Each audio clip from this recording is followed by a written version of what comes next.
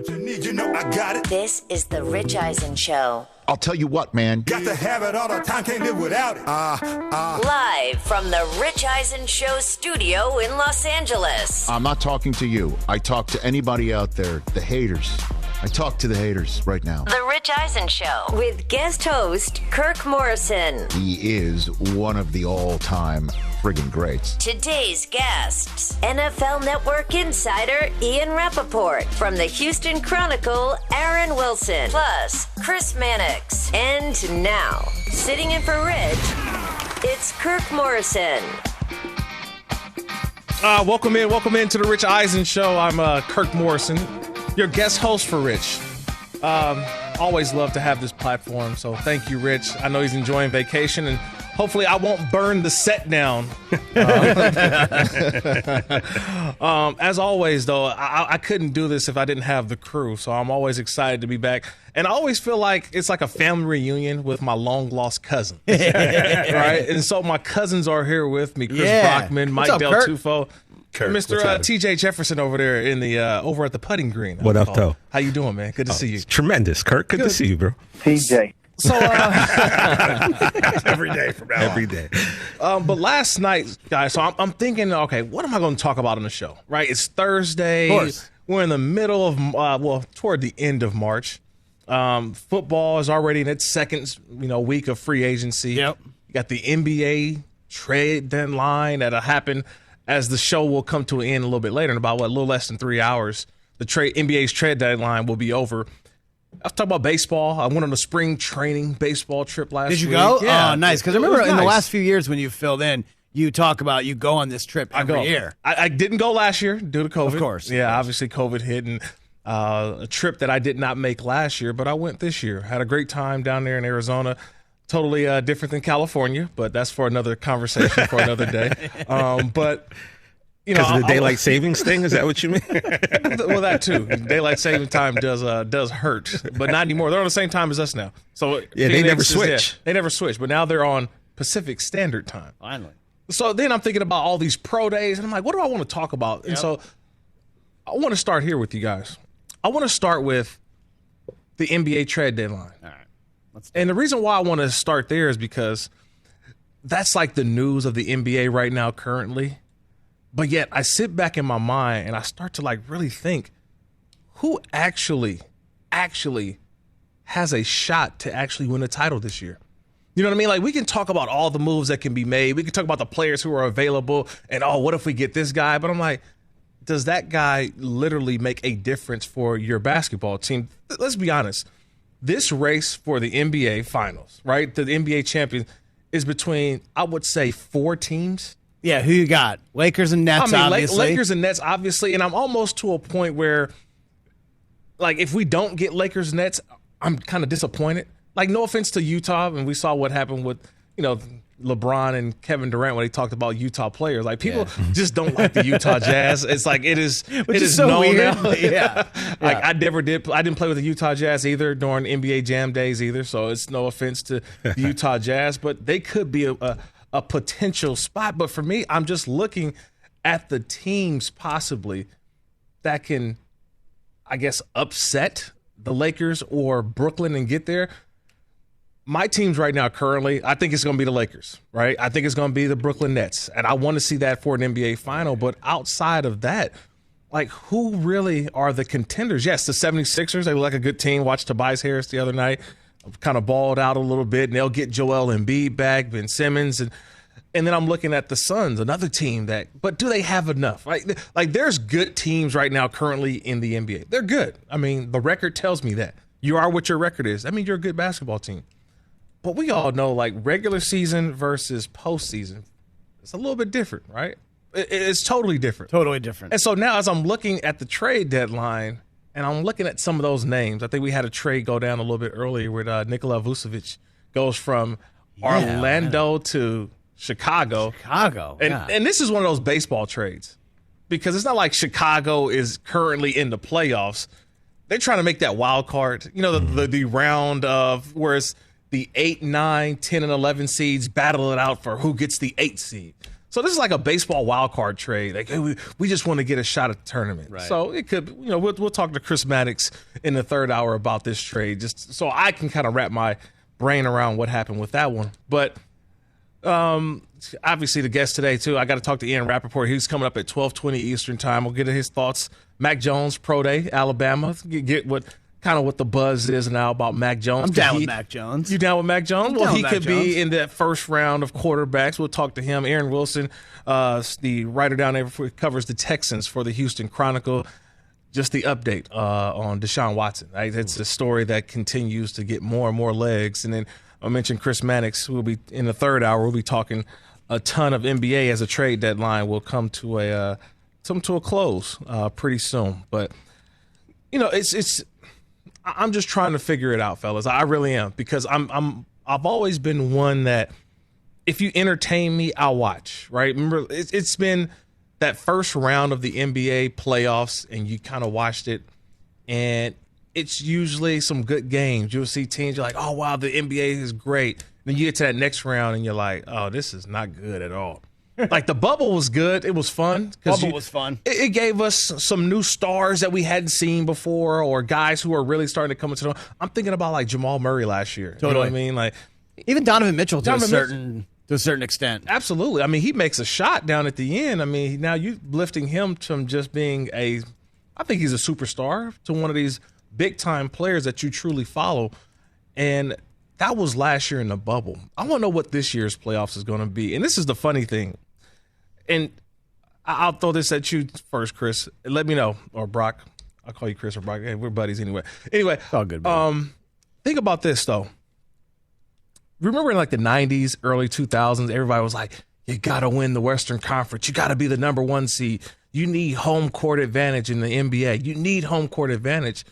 And we've seen not only through the bubble, but I think now it doesn't matter about home court advantage.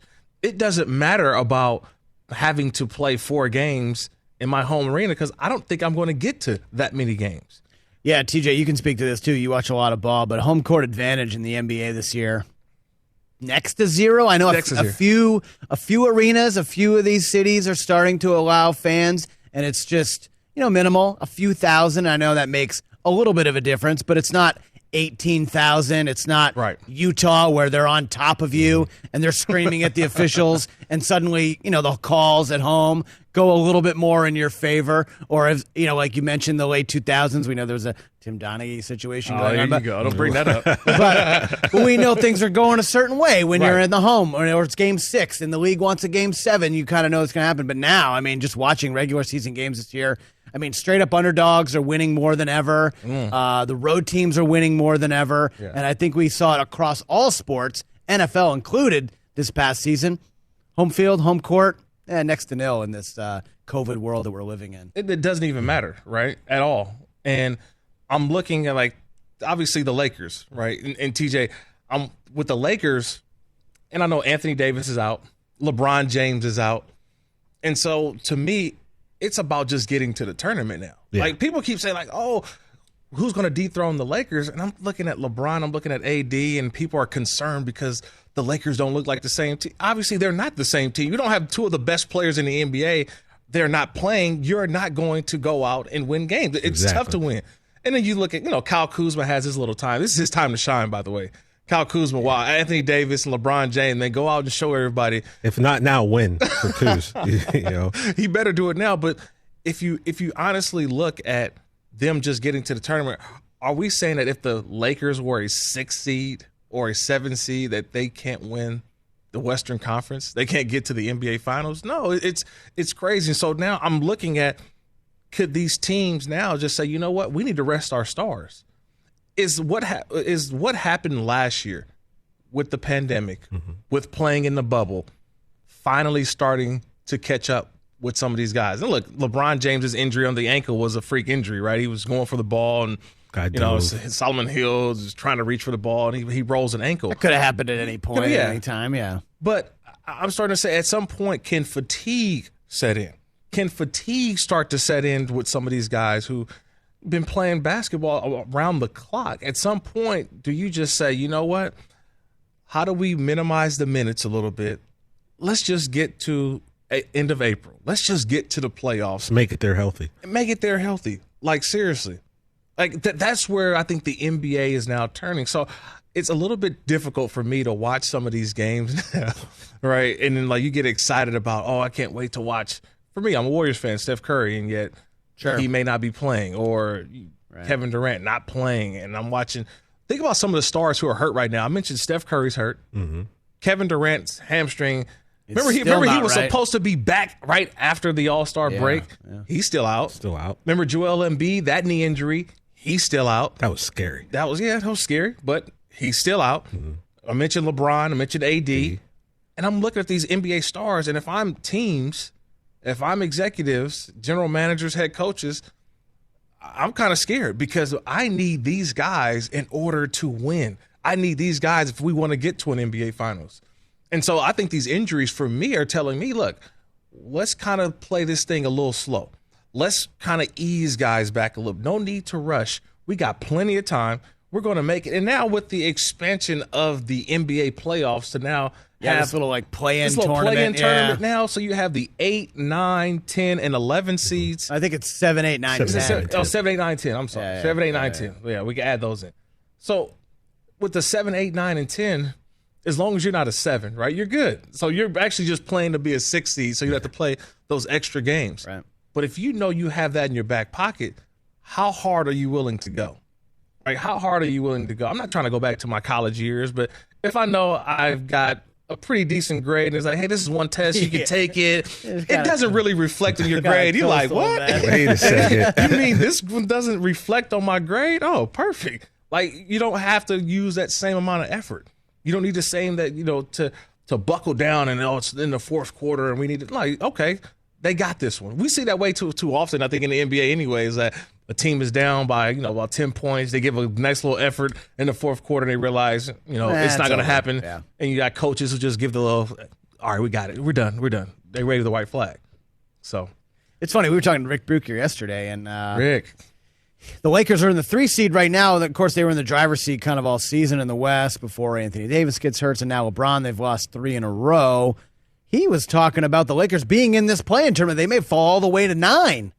And suddenly now the Lakers are kind of playing for their playoff lives when they were the prohibitive NBA favorite to win the championship all season long. That's tough. I don't see that. I think that they'll find a way to at least be a 6. Like, that can't get them all the way down to 7. I think LeBron will be back. And it was funny. Like, I had this conversation the other day. Like, we were talking about LeBron. A couple of guys we were saying, because, kind of let me down a little bit. I was hoping to see Lakers Suns Sunday night. I was, in Arizona for the weekend. Oh, right. Yeah. And Saturday, literally before, like, LeBron James hurts his ankle. And it's like, now do I want to go watch the LeBron and Anthony Davis Lakers versus the Suns? So I'll pass. I'll pass on that one because the Suns are a fun team to watch. No, they're a fun team to watch, but obviously one of the surprises of the NBA season. But people in Los Angeles, when's the last time you've seen LeBron James live? People living in LA, they haven't. The Staples Center's not open unless you work for the team or something like that. Yeah. But I'm just a basketball fan. I'm a sports fan. I'm trying to figure things out with the NBA, and I think we'll see over the next couple hours if we have some big trades go down, but nothing that's going to be earth-rattling, right? It's going to shake up the NBA, nothing like that. But I think what I'm seeing currently in the NFL, what's kind of been shaken up, is the quarterbacks. It's a quarterback league in the NFL. Trust me, I played in the game. I played in the league for 8 years. You're not good unless you got the guy who can do things behind center. Trust me. You can have a great defense. You can have an outstanding special teams group. You can be okay offensively. But if you got a guy who can sling it, trust me, you're not much better than everybody else. I bring it up because I think we've had a couple of pro days over the last couple of weeks. We've had Trey Lance out of North Dakota State, a guy who I watched at in the playoffs last year, the FCS playoffs. And I'm like, he was a redshirt freshman the time that I saw him. And I'm like, this kid's not going to be here long. There's certain players who you just see, you watch their demeanor, you watch how they play, and you're like, oh, that dude's a pro. Like, if we all went down to Venice Beach and you watch guys play basketball and there's like one pro between everybody, you just say like, that guy, oh yeah, he's an NBA guy. He's a pro guy. It's the same thing when it comes to football. And so I want to get Ian Rappaport's take on this too, because Mac Jones, the quarterback at Alabama, he'll have his opportunity, to show basically, hey, he can be a franchise quarterback. Is he a franchise quarterback? I don't know. I'm just saying people are telling me from what they saw at his pro day at Alabama, he opened some eyes. And to think about it with Mac Jones, he had to wait behind Jalen Hurts, who right now is considered a franchise quarterback. He's a starting quarterback of the Philadelphia Eagles. Well, Tua Tagovailoa, same thing. Starting quarterback of the Miami Dolphins currently. And then here's Mac Jones. So sometimes people say, well, he only had one good year. But look at the guys who were ahead of him, right? So that's something I want to get into. Who are going to be the guys who I think can be in the first round of this quarterbacks of the NFL? I can't wait. NFL draft. Kirk Morrison here in for Rich Eisen. Ian Rappaport coming up next. Aaron Wilson a little bit later. And Chris Mannix in the third hour. We'll be right back here on The Rich Eisen Show. Want to hear something amazing? Discover matches all the cash back you earn on your credit card at the end of your first year automatically, with no limit on how much you can earn. How amazing is that? In fact, it's even more amazing because of all the places where Discover is accepted. 99% of places in the U.S. that take credit cards. So when it comes to Discover, get used to hearing yes more often. Learn more at discover.com/yes. 2021 Nielsen Report. Limitations apply. Do you own or rent your home? Sure you do. And I bet it can be hard work. You know what's easy? Bundling policies with Geico. Geico makes it easy to bundle your homeowner's or renter's insurance along with your auto policy. It's a good thing, too, because you already have so much to do around your home. Go to geico.com, get a quote, and see how much you could save. It's Geico easy. Visit geico.com today. That's geico.com. This is the Rich Eisen Show. Welcome back to the Rich Eisen Show. I'm Kirk Morrison, the 8-year NFL veteran, now NFL host over on SiriusXM. And yeah, hosting in for Rich as he takes some time off, much needed time off. Back here with the guys, Brockman, Del Tufo, TJ What's over up, there. Kirk? What's up, buddy? How you doing, man? I got so much NFL news that I want to just dive right into it, and no one better to dive into it is Ian Rappaport of the NFL Network. And Ian, I kind of let me start with here first, because I know you've been tweeting about some of the protocols upcoming, because we kind of turn our attention now from the free agency beginnings to now the draft. And so the draft now has, I'm seeing some new protocols for vaccinations and how they will handle the COVID and inviting fans out to the draft. Yeah, good to be with you. So the sort of change came this morning, from the NFL, basically regarding updated guidelines from the CDC for people who are fully vaccinated. Obviously fully vaccinated means you've received 2 doses, you have had your post-shot 2-week window, etc. So now what they are saying is a maximum of 10 individuals who are fully vaccinated can be in the draft room, and if all individuals are in the draft room, masks will not be required, physical distancing will be relaxed, and eating and drinking will be permissible. And that means that anyone who has the vaccine is allowed to be in the draft room, and it's going to look like they used to, right? So I think that's, sort of a significant thing, and the NFL has gone a very long way to try to implore people, please get the vaccine. Please get vaccinated. I know a lot of NFL personnel people are. So this is just sort of another push in that direction. And then now when you think about it, Ian, how many guys truly can the NFL, I guess, invite, or who will they try to invite? Obviously, the quarterbacks is always something that people want to see. Those are the eye catchers in terms of being in that green room. But how many players you think overall would probably accept an invitation to go down to the draft? Sounds like it's going to be a handful. So maybe, and I don't know this for sure, but maybe Correct. 10, maybe 15.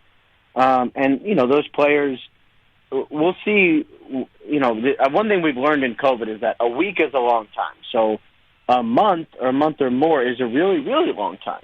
So we don't know what the regulations for vaccination are going to be like then. I mean, it might be possible for players who are there,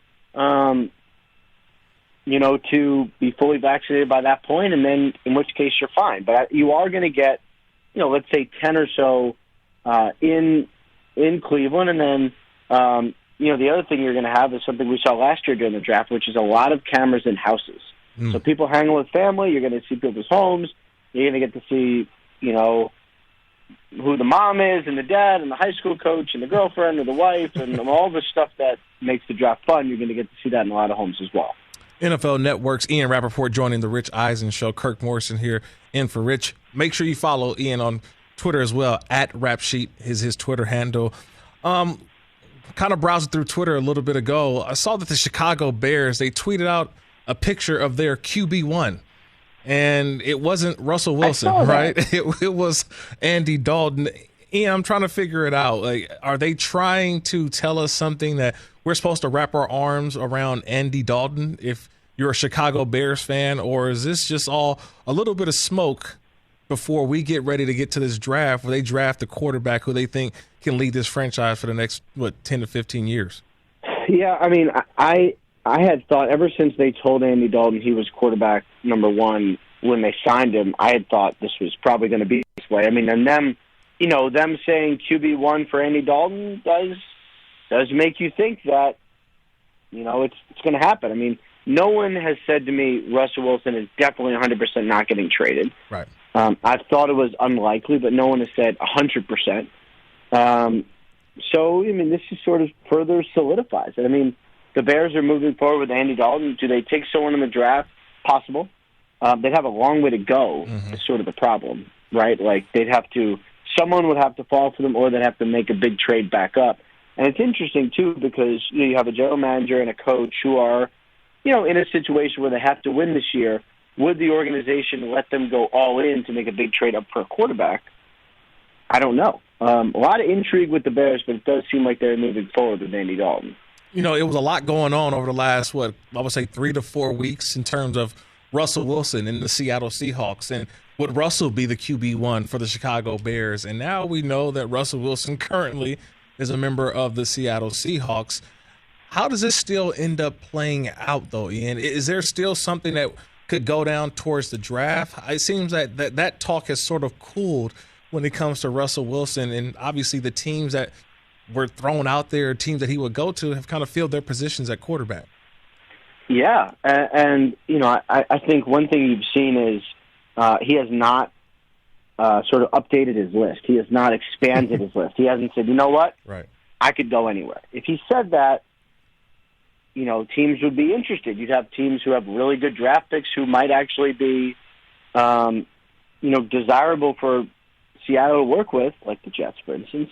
They might get in the mix potentially. But he hasn't expanded his list. He gave a list of 4 teams, and that was basically that. So, if he gets traded, I don't see where.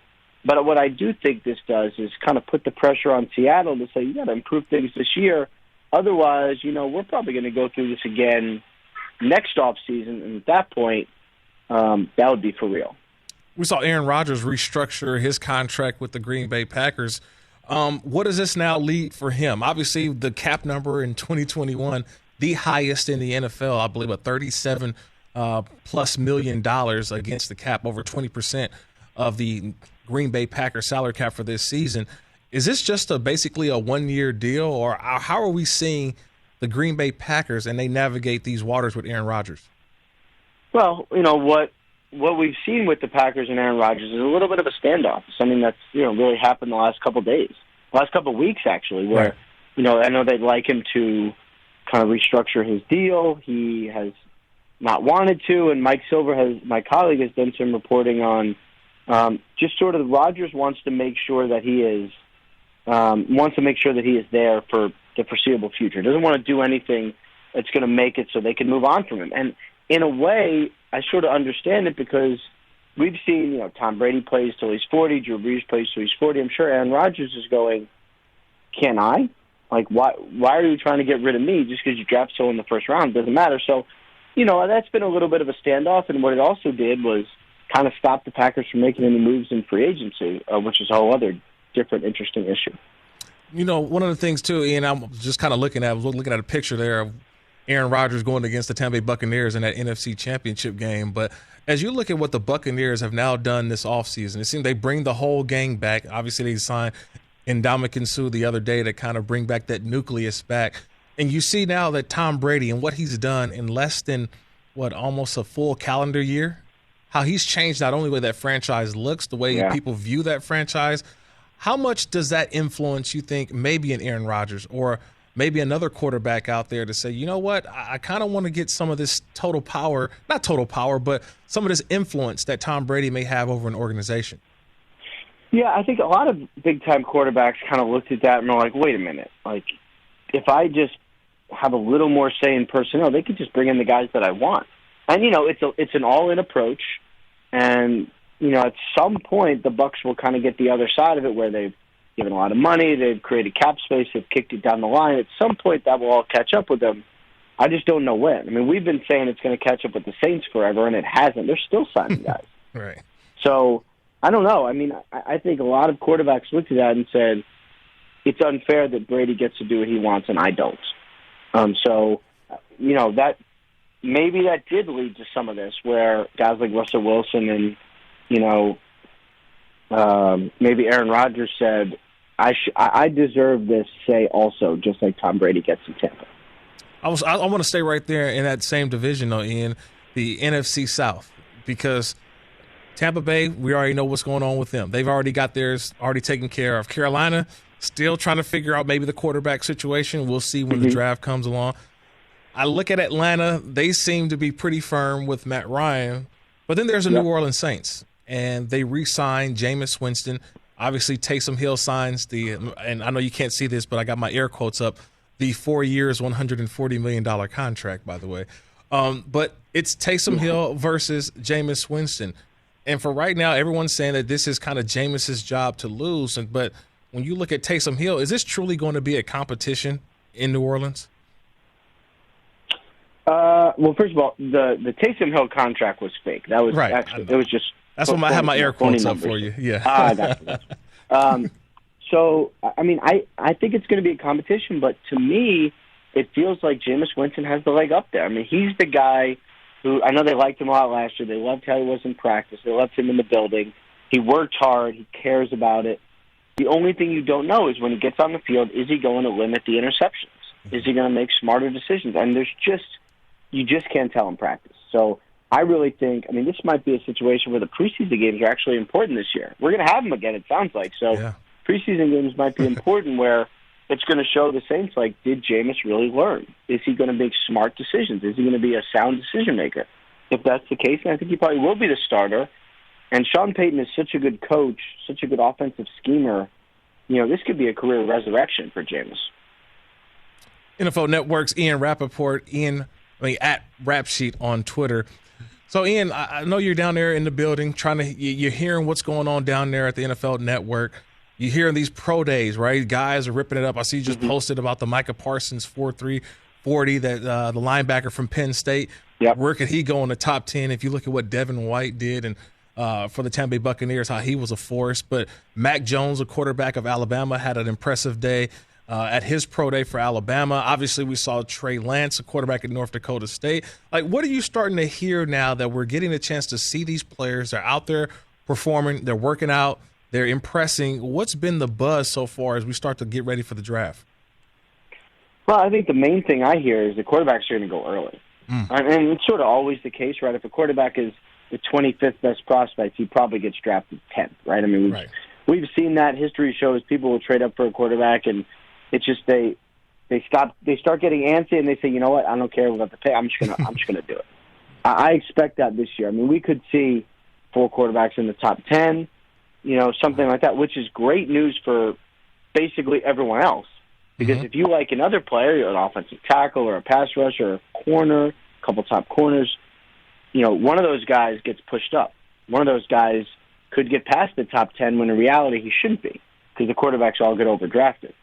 So I think the quarterbacks are going to go really early, which will be a lot of fun. And then other than that, it'll be everyone jockeying around for kind of who is their favorite, at a position of need or a position of high value. One of the last couple of things for you here, Ian, is I was kind of joking with the guys a little bit earlier. I said, what's going on with Jadeveon Clowney? Remember, it was just a little while ago where he was a franchise player. Obviously, he signs with Seattle and didn't re-sign with them. He signs with Tennessee last season only plays 8 games, and now he's sitting out there on the free agent market. Is he still a bargain for a team right now currently, or is he just kind of sitting out hoping to get another big 1-year deal possibly? Well, I'm sure it's going to be a 1-year deal. I mean, what's interesting about Clowney is he turned down 3 years, $57 million from the Browns last year. Wow. Obviously probably should have taken that in hindsight, of course. But what he wanted to do is not limit his earning value. He wanted to make sure that he could go out, have a great year last year, and then cash in this year. Did not happen, of course.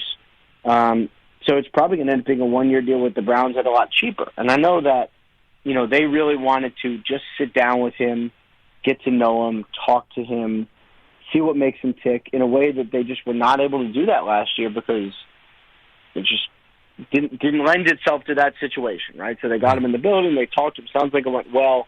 Nothing is imminent, but I know they liked what they heard, and we'll see if the two sides can get together and make a deal. Hey, Ian, always, man, I appreciate the time. I know you got a lot going on, man, but appreciate you sharing a couple of minutes with us today. All right, always a pleasure, man. Take care. I appreciate it. That's the NFL Network's Ian Rappaport at RapSheet on Twitter is his Twitter handle. But there's kind of a lot there, too, fellas, if you kind of break it down. Obviously, the one thing I am excited about, and I don't know about you, but the draft to have that same feel of what I'm used to, what I'm accustomed to, TJ. Like, when you think about the NFL draft, it's walking across the stage. It's shaking the commissioner's hand. Getting that jersey. It's getting that jersey. It was holding it up. It's your fan base getting excited or your fan base booing you if you're like Donovan McNabb and you're the Eagles and they're like, boo. That was the worst. Any Jet player. Right, or Jets players, Jets fans. But that's a part of football. Like, that's the fabric of football. And look, I understand that what we were going through last year as a country in the pandemic, and they still had an NFL draft. It was different. But I never really got that true feel of kind of what I went through, right? I went through the whole NFL draft process in 2005, and I know the emotions that those players have when they get drafted. It's like your football life flashes in front of you, and now it's like, whoa, I've reached the highest level. Like, there is no league outside of the NFL. That is the highest league you can go to.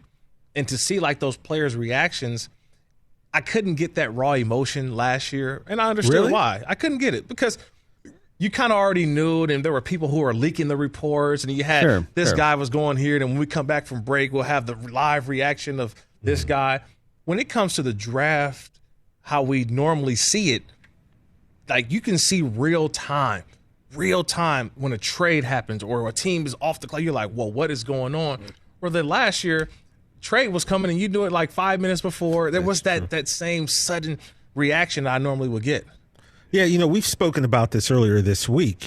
Some people did enjoy that feel from home because you got to see the personalities. You got to see the people with their family. So in a sense, that was really cool because if you're there with the people closest to you, the people that really helped you get to the point that you are celebrated and getting drafted, that's great. But, from a fan's point of view, I think, maybe to see that whole spectacle, to be in, the arena or wherever the draft is being held, when you have the thousands of fans and you get to walk up there and you get to bear hug Goodell and you get that jersey, there is something to be said about that as well. Yeah, but I still feel like, and I don't even know what happened in the, behind the scenes of what happened, because I'm thinking in my head, not everybody made the cut. In terms of the families, right? When you got all the families in, like, you only get 6 people on camera. Like, who get to be on camera? Mama, dad, brother. Right. You got to stay in the other room. Does the girlfriend make the cut? Does the homeboy who played on the team? That's always a funny game, that's too. Funny, that's the part that I love. When you see the girlfriend. CeeDee Lamb on the phone last year? Those are the moments that, I'm laughing. Now you know why I had VIP lanyards at my 50th birthday party. Some people didn't make the cut. VIP lanyards, you did that? At my 50th birthday party. These guys make fun of me. I'm rich.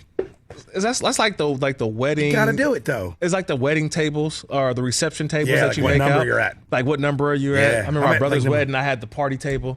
So it's pretty cool. Like I get that all the you time. gotta be That's at the fun. right table. I love that. You know what I mean? Like, Well, you don't want to be in the back with like the ugly stepchildren table Right. in the back. That's the in quiet back of the- table. Yeah. And you pass them on the way to the bathroom, Yeah, and it's they like, all look at you like, guys having- you're having so man, much how's fun. that food You get taste? the random singles table. Oh, man. Make sure you call Rich, man. Call the Rich Eisen Show, 844-204-RICH, 844-204-RICH. I'm Kirk Morrison here, filling in for Rich. Talk about some pro days and maybe a football team name in Washington. More of that coming up on the Rich Eisen Show. This is the Rich Eisen Show. Welcome back into the Rich Eisen Show. Kirk Morrison here, filling in for Rich. And oh man, the laughs never stop here with you guys. No. It's great to be back with my extended family, Del Yeah, Tufo. great to see you, buddy. Great to see you, Kirk, TJ. man. Always, man. And look, obviously when you come in, you have a rundown, or you think, hey, I'm going to talk about this and talk about that, and then all of a sudden you realize that today's NBA trade deadline, and all of a sudden the trades are starting to come in. Give me a little something. Breaking There we go. news. So the breaking news that we're getting right now, this is reported by Adrian Wojnarowski, that the Denver Nuggets and the Orlando Magic have agreed on a deal for Aaron Gordon. So it's two players and a draft pick, okay, for the Orlando Magic, and the Denver Nuggets are going to get Aaron Gordon. So guard Gary Harris, RJ Hampton, and a first-round pick are heading to the Magic, and Aaron Gordon is heading to the Denver Nuggets. So the Magic now have cleaned house today. They send they just Nikola doubled money. Vucevic to Chicago. They send Evan Fournier to Boston, and now they send Aaron Gordon to Denver. Yeah. You like this move for Denver? Does this shake up the West a little bit for the Nuggets, or Yeah, it gives them a little bit more firepower. a little bit more? Yeah. I a mean, little obviously, you got the Joker, and you think about now adding. Where does Aaron Gordon fit? Is he just coming right away as their wing? Is he a guy that's going to give them more athleticism out there on the perimeter? Is he a true scorer though? Like, you got to think of what will his role be, because in Orlando he was asked to do a lot. Now when you come to Denver, what will he be asked to do for this team now? So they've got some pieces to it now. They didn't have to give up, Michael Porter Jr. They didn't have to give up some guys who I think that, I don't know how long Aaron Gordon is. This is just a half a year deal, and then they'll see what happens, at the end of the season. So for me, I think this is something that makes the Western Conference intriguing. But right now, currently, the Denver Nuggets sit at 5th in the Western Conference. And we got to see what, like we mentioned earlier, what's going on with the Lakers. Could this now give Denver a resurgence and push them a little higher to where nobody wants to see the Lakers in the first round? I don't think nobody wants to see the Clippers in the first round. Right. Like, that's some of the questions I'm going to be asking Chris Mannix in the third hour when he comes on 2:20 p.m. Eastern time. I'm going to ask him, okay, now it's about slotting now. I think we see it in the NFL sometimes at the end. It's, who do you want to play against in the first round in the wild card? Or would you win to be a 3, or you lose and be a 5? Like, you want to know those types of things. So we're seeing that. And a couple rumors are flying around too right now that Rajon Rondo possibly to the Los Angeles Clippers. What would that do for the Clippers? Rondo would go back to L.A., and obviously he won a championship with the Lakers last year. So going over to the Clippers, the opposite locker room, be a little bit different, but Montrezl Harrell did it, so it's not really like that big of a deal. But what would that mean if you get Rajon Rondo to get over to the Clippers, TJ? What's that about? Right now, the Clippers. Yeah, you're saying we, so you don't have a Clipper jersey on, but you're saying we. So. Yeah, well, I mean, these guys know. I'm a Sixers fan and a Clippers fan. We talked about that. But the Clippers are in need of a true point guard, and Rondo would fit that bill. I mean, Patrick Beverly, who a lot of people, have different feelings about. Like, I'm an OG Pat Bev fan. I feel like what that guy brings to a team, and you as a player would know obviously better than us, but like that kind of mentality, that kind of dog that he brings, especially in the defensive end, like you need guys like him to win titles. You hate playing against them, but you love him on your team. Yeah, but I think having a Rondo on there, just like a Hall of Fame type point guard, and especially if he does somehow win another chip, I think that will pretty much seal that deal. Ooh. But to have that type of 3 rings, 3 different franchises, I think that would make him a Hall of Famer. But is Rondo Hall of Fame? Brock, is that?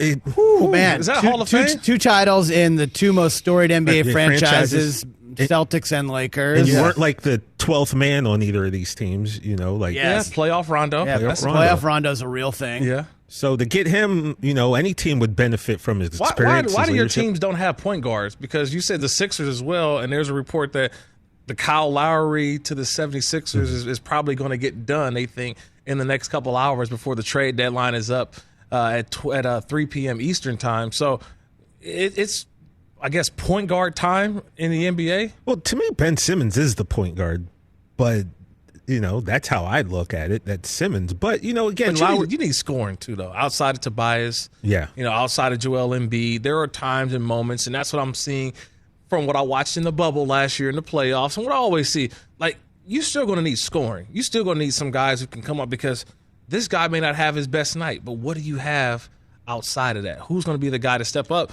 That's what Rondo gave the Lakers last year. He gave them that playoff Rondo that you didn't see. So I think I just like his playoff, I guess, experience for the Clippers. And he's not a scorer necessarily, but like Rondo does all the things that are necessary to help get you to that title. Looks like your boys did make a move, TJ. The Sixers are getting George Hill from the Thunder. Okay.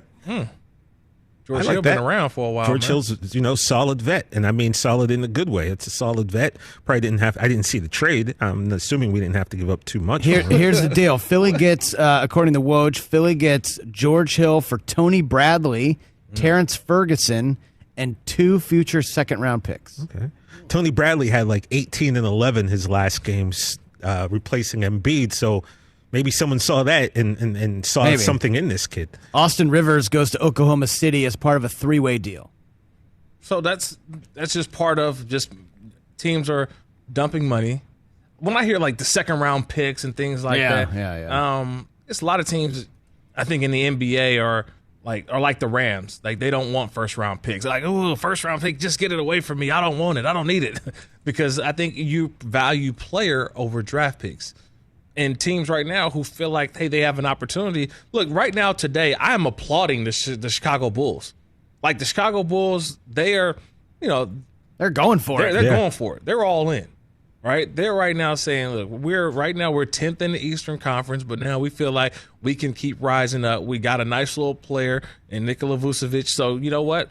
We're all in. And look, Zach LaVine, he's got his what's that? That's like, the blushing emoji. He's like, hey. Yeah, he's happy because obviously now you got. Well, now he doesn't need to demand a trade. There was a lot of talk that this guy's a superstar, Zach LaVine, and there was a lot of talk. This Bulls team is not really up to having him as a superstar, and he was going to want out and go somewhere else if the Bulls didn't. I think he's kind still of build around him. I think he probably still won out. At some point, it's inevitable, man. Like, if the Bulls go on a little bit of a run here and maybe catch the Hawks, maybe catch the Knicks, the East is so wide open. We're going to see so much shuffling through the end of this season in the East. 5 games under 500, though. Can they get up a little bit higher? We'll see what's going on. Maybe. Obviously, the Hawks, they're going to be thinking about trading Ray Rondo. So what happens with their dynamic? The East is it strong? No LaMelo Ball now for the Hornets. I'm not saying that he was the everything for the Hornets, but he was that's a helping big them run. blow. Yeah, that's a big blow for them. The East is super top heavy. It's the 3 teams at the top. We've seen Milwaukee. They won again last night. They're undefeated since the All-Star break. They've been playing awesome. Philly, we don't know what they're going to look like. We need to see them at full strength to see if they're going to really contend. And, of course, the Nets, now the betting favorite to win the NBA championship. So the East is super top heavy, and then there's kind of everybody else. Yeah, I think now over the next couple of weeks that I can't wait to see is how these guys kind of get healthy as the playoffs start to get closer and closer. Because now, look, once the trade deadline is over, in a couple of hours, you finally say, okay, this is what we're rolling with. And now what you start to see is teams that you can believe in. Can you believe in this team? Can you believe in that team? Brooklyn, I believe in. I'm already good. Lakers, I believe in. But now this move that Denver made, what does that do for them now? Does that give them an extra guy who they can put on the Donovan Mitchell now, right? Aaron Gordon has that same type of athleticism. Yeah. I like that matchup, right? Then the Clippers too, very quiet. We know what happened last year in the bubble. Clippers super quiet. That's what I said. They're super quiet. Like, they're a really good team, and yet they're quiet. And I feel like I kind of like it, though. You adopted like our it. superstar's identity in that sense. Quiet. Kawhi's quiet. He just goes about his business. I like it, though. It's kind of quiet for them because I think they're going to start to when the playoffs come, they're on a mission, but it's all about which Paul George do you get. From now on, it's all about the Larry O.B. Are you getting playoff P or pandemic P, right? That was his name. Pandemic P was not I'm hoping not the pandemic best. P was just like a thing that we can turn the page on, forget ever happened, and not talk about it anymore. Hey, by the way, Kyle Lowry's still out there. Yeah, he's still out there. So that's what I'm saying. But he's leaning maybe toward, obviously, the 76ers possibly. I mean, who knows? But dang, think about how quick, how fast things change. Real quick. Remember, Toronto was the up and coming. They were the team. And all of a sudden, Kawhi leaves. Obviously, we know why. And then Kyle Lowry now was about to leave. And now they're kind of stuck with, Pascal Siakam. I mean, no more Marc Gasol. Like, that whole team is done. And so when I tell people, you got to go for it right now, quit building toward the future. Yeah, the future is now. The future is now. Like, Exactly. it is no, Exactly. we're 2 years, I was a Warrior fan. I thought that window was going to be open for at least 10 years. That window closed very quickly. Yeah, but you had a Injuries, solid free agency. 5-year run, though. Still, though, man. But you think the way that it was set up, it was supposed to keep going on and keep going on. That's It just greediness didn't right there, happen. Kirk. That you're being greedy now. Well, I am greedy. Yes, I am greedy. Okay, I got to be greedy. You know what I mean? You know why I'm greedy?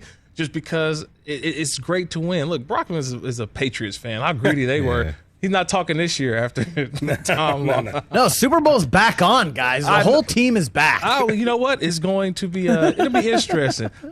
Make sure you guys call us though on the Rich Eisen Show 844-204-RICH. This is the Rich Eisen Show. Kirk Morrison here filling in for Rich while Rich is on vacation.